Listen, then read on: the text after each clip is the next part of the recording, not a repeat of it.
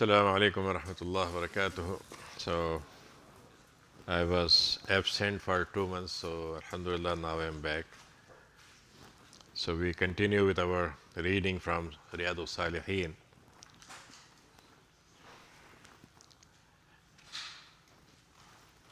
عن أبي العباس سهل بن سعد الساعدي رضي الله عنه أن رسول الله صلى الله عليه وسلم بلغه أن بني عمرو بن عوف كان بينهم شر فخرج رسول الله صلى الله عليه وسلم يصلح بينهم في أناس معهم فحبس رسول الله وحانت الصلاة فجاء بلال إلى أبي بكر قال يا أبا بكر إن رسول الله قد حبس فحانت الصلاة فهل لك أن تؤم الناس فقال نعم إن شئت فأقام بلال الصلاة وتقدم أبو بكر فكبر وكبر الناس وجاء رسول الله يمشي في الصفوف حتى قام في الصف فأخذ الناس في التصفيق وكان أبو بكر لا يلتفت في صلاته فلما كسر الناس التصفيق التفت فإذا برسول الله صلى الله عليه وسلم فأشار إليه رسول الله فرفع أبو بكر يده فحمد الله ورجع القحقري وراءه حتى قام في الصف فتقدم رسول الله فصلى للناس فلما فرغ أقبل على الناس فقال يا أيها الناس ما لكم حين نابكم شيء من الصلاة أخذتم في التصفيق إنما التصفيق للنساء فمن نابه شيء في صلاته فليقل سبحان الله. This is a hadith. Actually, this is translated that one time Rasulullah sallallahu alaihi wasallam heard that Amr ibn Auf, yani this is a tribe from Ansar, and they were those who made the first masjid before Quba Masjid. So, and Rasulullah sallallahu alaihi wasallam, when he was coming from Quba to Medina, so Jummah time started. So he prayed first Jummah in their masjid, and this masjid is still existing. And now they developed it a little bit, they expanded it a lot. Even now it is on road, so people go by walk also. So Amr ibn Auf, they have some problem, they have some issue among them, differences or some kind of, dispute. So Rasulullah sallallahu alaihi wasallam, he moved to visit them and to make, for example, patch up reconciliation between them. So he was late, and the time of Salat arrived.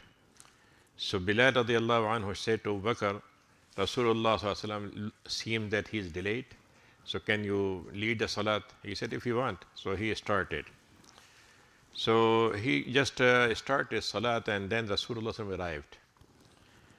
So people noticed that Rasulullah sallallahu alaihi wasallam is here, and they clap. They start clapping. So Rasulullah and Abu Bakr was so focused in Salat, he was not paying attention to anything, but many times they clapped. He noticed when he saw Rasulullah sallallahu alaihi wasallam, so in Salat he came back and he moved from the Imam position to backside, and then Rasulullah sallallahu alaihi wasallam came in front. Then he completed the Salat. When he finished, he said, "Oh people, what happened to you? You start clapping just like it should not be." So he gave the good advice that once Imam made a mistake, right? So there are two ways to correct him. If the men are correcting, so they say Subhanallah. And if the woman is correcting, they clap, they backside this way, not this way, but this way from the backside. And tasfiqul nisa.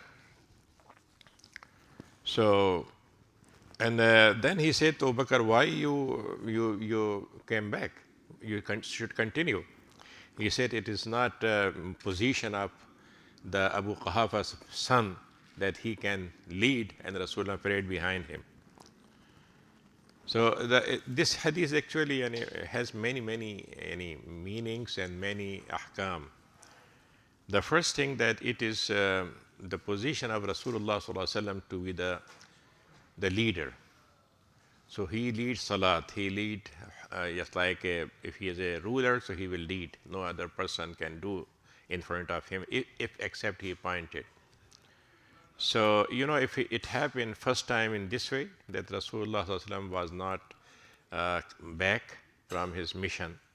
So actually Imam Nawawi brought this hadith to say that the importance of patching the problem and removing the issue is most important. Says Rasulullah sallallahu alaihi wasallam, maybe he should stay at masjid for salat, but he went there. So the importance of sulh is so, for example, big in Islam that Rasulullah took this mission himself. He can send person or he can brought him, say, come here, I will do it, but he went there. And when he corrected, so he became late. The second thing is that Sahaba noticed that the time arrived, so we should pray. The time arrived means not, for example, just like clock. We see our clock times are like suppose 5 o'clock or 6:30 or something, but it means it is going to when the allowed time, because every salat has a beginning and an end time. So it means, for example, it was just going to, so they said, and Bilal radiallahu anhu, he was in charge for azan. So he asked Abu Bakr radiallahu anhu to lead, and he accepted. He said, okay, I can do it. And he did it. This happened with 2 or 3 times. What time is, if you remember that another Sahabi also late when the Rasulullah was not in masjid. And third time it happened when the Rasulullah was, he was sick in the last days. And he prayed behind. So Abu Bakr radiallahu anhu, he asked Abu Bakr to lead. And Sayyidah Aisha, she was not feeling good. She said, if the Rasulullah sallallahu alaihi wasallam is here and Abu Bakr will pray behind him, so maybe people not feel, they will not consider it as good attitude, good way. And maybe Abu Bakr radiallahu anhu, he said that this person is taking position of Rasulullah, some kind of this thing. So she actually asked Umar to lead. And Umar was starting, but when Rasulullah heard his voice, so he said, Allah and His Messenger don't agree except with Abu Bakr. And this was the indication that Rasulullah sallallahu alaihi wasallam considered his Khalifa, his successor, Abu Bakr. He didn't say it openly, not because it was the right of Ummah to choose Khalifa, not any person to appoint. If he appointed Abu Bakr, so this will be the tradition, right? And then Ummah has no way to select with their own. So Rasulullah sallallahu alaihi wasallam just like encouraged and asked Abu Bakr to be the Imam. So Umar just like he just like left position, Abu Bakr led it, and one time Rasulullah arrived. So that time Abu Bakr was leading Salat and Rasulullah was sitting behind him and he was leading for people. So this is the area where our ulama, they say, can Imam lead when he's sitting, right? So there are 2 opinions about this issue. One issue is that yes, he can lead as Rasulullah sallam led and he was sitting and people were standing. Another opinion is that it is allowed also for people to pray sitting.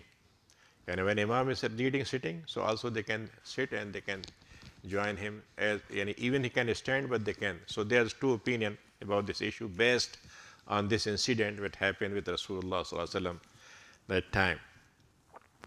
So here another hukum came when Rasulullah sallallahu alaihi wasallam came. So Sahaba, they just like clapped in this way. And Abu Bakr radiallahu anhu was, just imagine how Sahaba, they were praying. And he was so just like, can say, disconnecting themselves with all something happening around.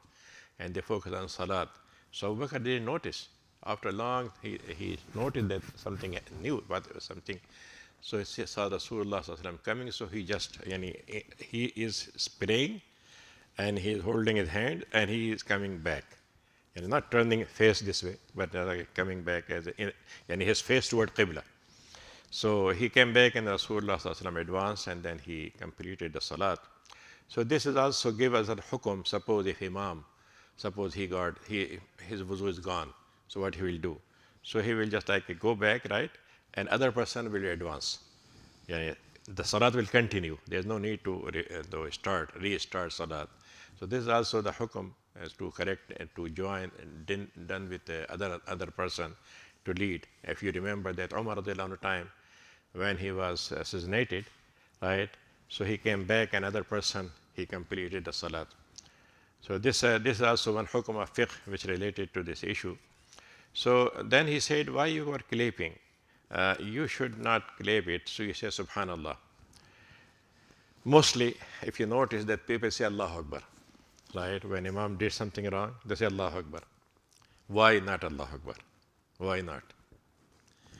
Because if you say Allahu Akbar, then you become Imam, right? You become Imam, and Imam become Muqtadi, Mu'mum. So Subhanallah means something happened wrong, and Subhanallah means Allah is only safe from any error, right?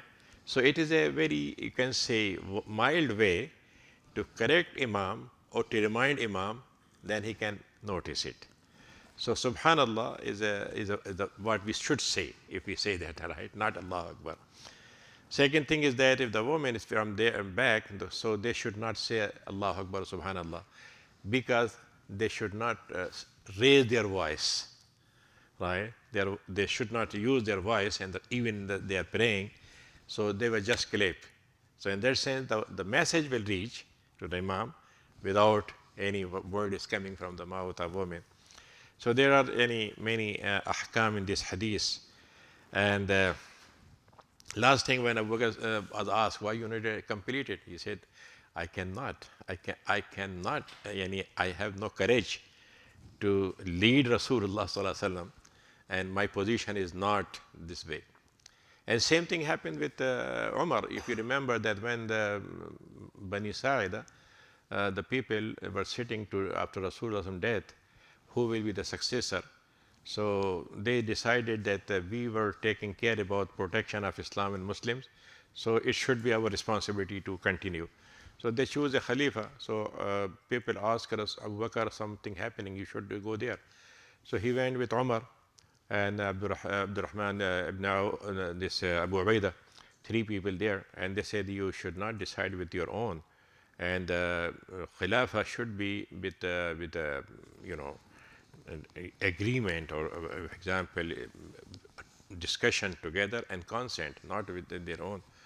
So that time Abu Bakr said, this Umar is here, choose him. He said, I cannot dare, I cannot, I have no way, for example, to lead a jama'ah in which Abu Bakr radiallahu anhu was there. So I asked Abu Bakr to be chosen, and so on. So they nominated him.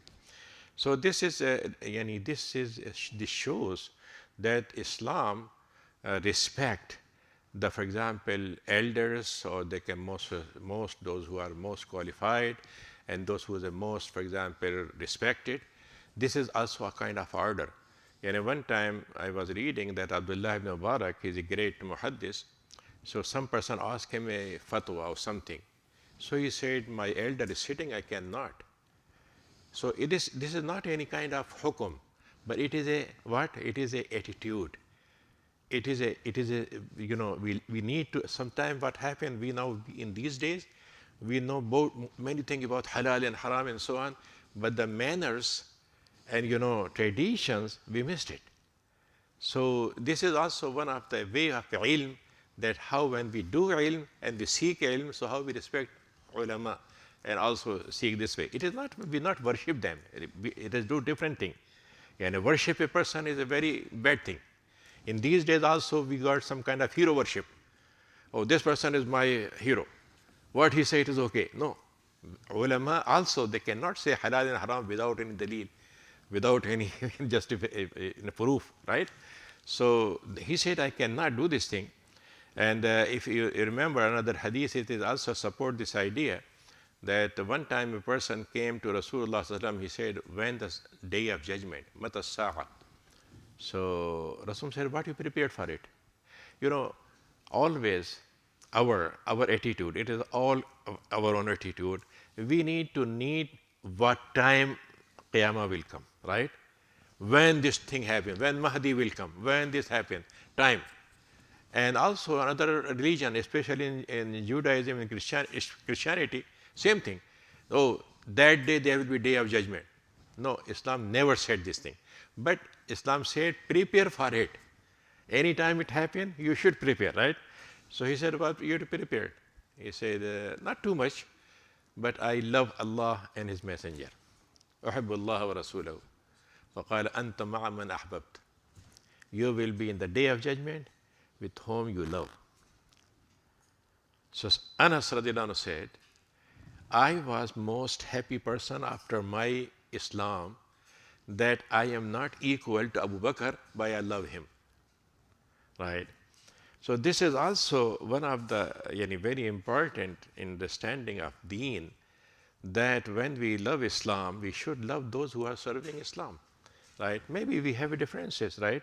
We have some kind we don't like. Many times we happen here, some imam we don't like. If suppose it not mean it is still we should love, because our love to Islam is beyond our, you can say, blood relation or some kind of nationality or so on. It is best because we love Allah subhanahu wa ta'ala and his servant. So this is most important thing which we sometimes we missing it, or we are weak in this issue.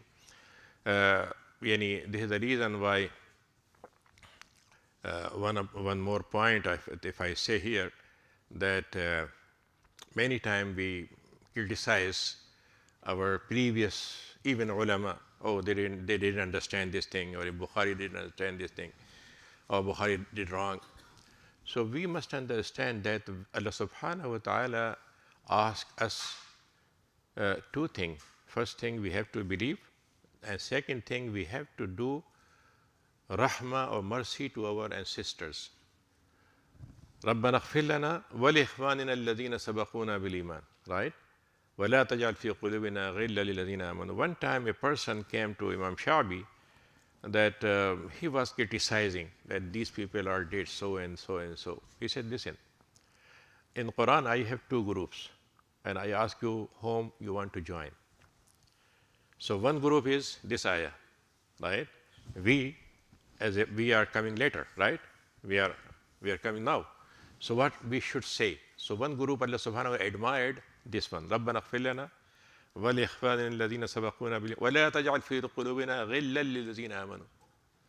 Right? This is one group. Another group, the group of hellfire, right? كُلَّمَا دَخَلَتْ أُمَّةٌ لَعْنَتْ أُخْتَهَا. Those who are following in kufr, right? And they think that they are role models and rewards, but at the day of judgment they will curse. So what should be our attitude as a Muslim? To curse our previous ancestors, or to say Allah accept from them good thing and ignore from the bad thing and so on, and we are on that same path. So this kind of thing is actually making Islam to live in our hearts, not just our tongue, right? Sometimes we say a lot of things about Islam, but how we show our connection with Islam with very minor issues, with minor things. And this is what important thing, how we transfer our Islam to our new generation. What we say to them. Maybe you can say halal, haram, yes, it should be. Maybe iman, yes, but also a kind of continuity. How we make, for example, to join Islam with our generation after generation. Many times it happens, especially in these days when we read books about Islam and it is written by others. So they always highlight the bad points of our history, but they don't highlight the good point of our history, right? And even our bad time when they were rulers, maybe they were not role model, or maybe not ideal, but they have some good thing, but they don't highlight it. So most of the time our kids, we have a lot of bad thing in our history. Don't, for example, no. We should be critical, but should not, for example, reject what is a good part of our thing. And even our rulers, when they were not in our history, from the time of Khilafah and up to demolition of Khilafah in 1924, no Khalifa, no ruler, no Sultan dare to reject Sharia. They were playing with Sharia, they were doing something wrong in their private life, but they never said, we don't want Sharia for, no, they were, and this is the reason why they were appointing Qazi, they were appointing Mufti, and sometimes this Qazi taking a stand against ruler if they did something wrong. So in that sense, we must understand that Islam is one way, is a list of halal and haram, but same time list of manners, and for example, attitudes. And this make also a kind of, continuity and sharing with others with the love, and we will be also the source of for others as well. So this hadith is actually very great to understand that how Rasulullah SAW, and one thing also very important that Rasulullah SAW, when he was correcting, so he was not just like I say, oh, how dare you do this thing and you are wrong and you know nothing. But he correct very in a mild way. The person he observed that I did wrong, but he not and you can say attacked or not, for example, hurted, right? So this is also one of the area where we should, for example, be careful about it. The next chapter is in Riadul Saliheen, Babu Fadl Da'afat al-Muslimin wal-Fuqara wal-Hamilin. He said there is a lot of good, for example, position for those who are weaker and those who are poor and those who are unknown. Yani maybe some person don't know. Yani subhanallah, yani this is a very something, yani, you know, you can observe everyone when we read. Suppose we know the Bukhari, we know the Muslim, few, right? Bukhari and Muslim, maybe if we count, maybe 100 or 200. But if I say you that who made Bukhari, maybe there were thousands, right? Imam Bukhari said, I learned from 1,000 shuyukh. How many names we know, right? So it means they are just like what you say is a unnamed soldier, right? But they are also there. So Islam actually reverse the respectful position in material life. We give the position for who are elite, who are, for example, good position holders, rich and powerful and so on. Islam reverse it. He said Islam respect those who are sincere in Allah, right? Even they are weaker, even they are, for example, no any financial position, no worldly position and so on. But if they are good in the eye of Allah, we should respect them. فقال الله تعالى واصبر نفسك مع الذين يدعون ربهم بالغداة والعشي يريدون وجهه ولا تعد عيناك عنهم. Allah subhanahu wa ta'ala, he he ordered Rasulullah sallallahu alaihi wasallam that you should hold yourself, you limit yourself, your time should be available and you should be open for those who they make dua Allah subhanahu wa ta'ala in the day's time, morning time and the night time, and they seeking his pleasure.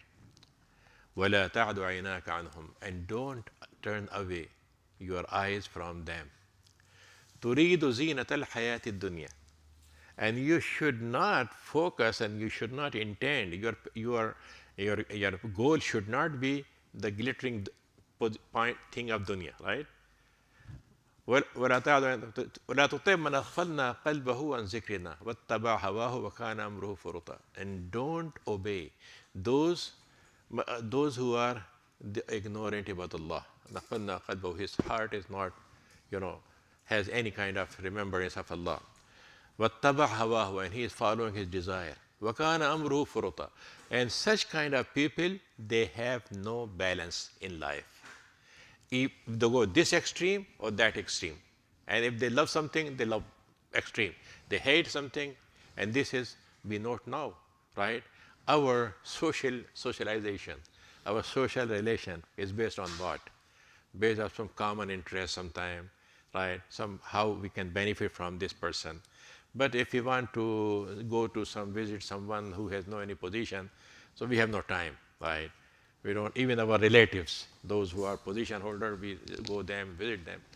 But Islam actually consider the position of man in eye of Allah more than in eye of dunya.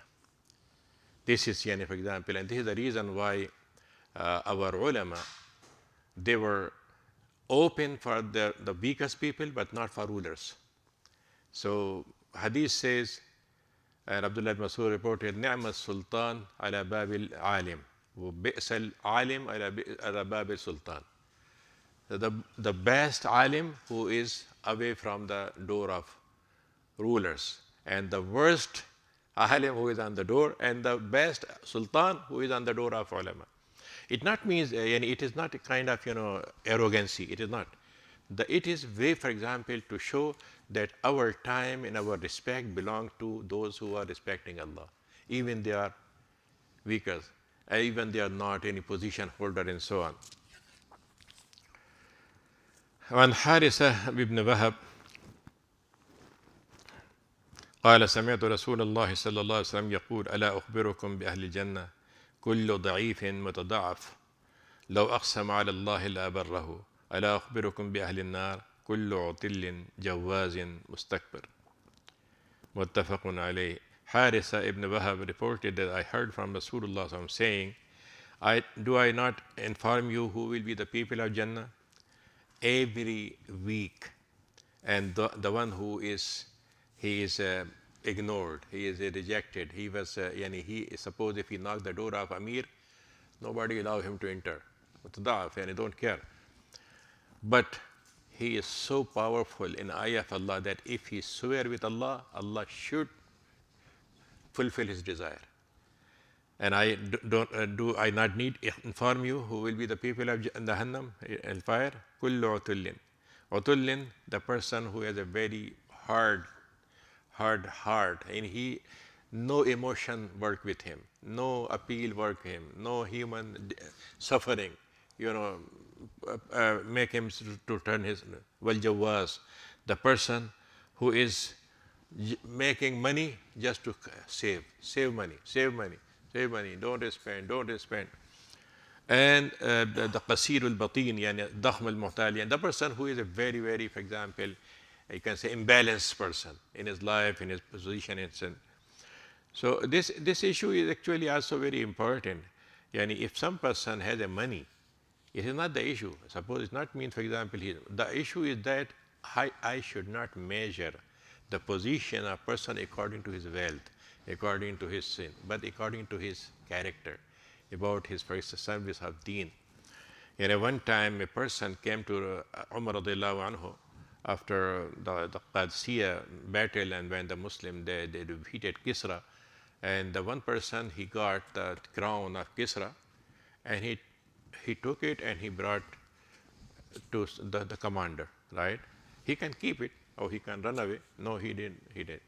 So a Sahabi who brought all these things, he said, this is this, and this is the crown of Kisra, and a person, he brought it. And I think you know his name. He said to Omar, I think you know his name. So he named him. He said he didn't know. So Omar didn't know. He started crying. He said, it will not hurt him that I don't know him, but Allah knows him. Allah knows that person, right? So it means, for example, and this is, I can say you, that in our time, it is the most problematic thing we are suffering. Whole world, even the Muslim world, they are grading people according to their worldly positions, right? Not according to their position in eye of Allah. And this is the reason why most of the benefits, most of the money, most of the sources going to wealthy people, right? And weak people, let them die. What happened, for example, in Gaza, right? No single heart is feeling that this is suffering. They are human, right? And the person who is taking decision, his heart is like Allah subhanahu wa ta'ala says, they become summa qasat qulubuhum. They are become hard than a stone. Even a stone can cry. Even it can fall. He make a space for water. And this is happening now, right? So Allah subhanahu wa ta'ala, when he observe his obedient, he will not observe about his position as a Fir'aun. No, his position will be as a abd. And abdiyat, ubudiyya means I am abd to Allah and I am equal to other ibadullah.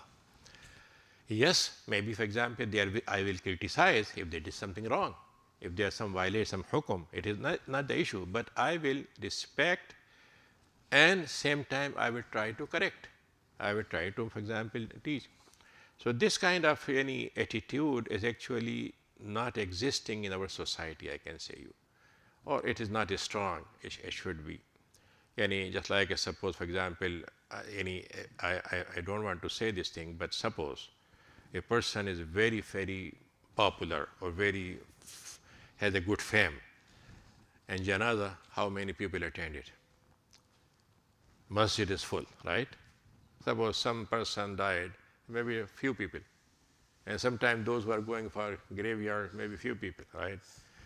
So maybe, for example, I can say that I don't know him or I was not able to attend. It is okay. But if it is a standard that this person, 1,000 people will get there. If this person, no, it's okay. So it means, for example, our respect. So when we say, those people are doing ihanat with Islam, they are blasphemy of Rasulullah. But when we are not respecting these things, we are also doing ihana. We are also doing, so we should, for example, be mindful about our dignity and also the dignity of every Muslim. In this way, we will start our correction point with remaining with our dignity. Same time, we will trying to patch up the issue, trying to, for example, making the issue solved and so on. So, inshallah, we will continue. Jazakumullah khair.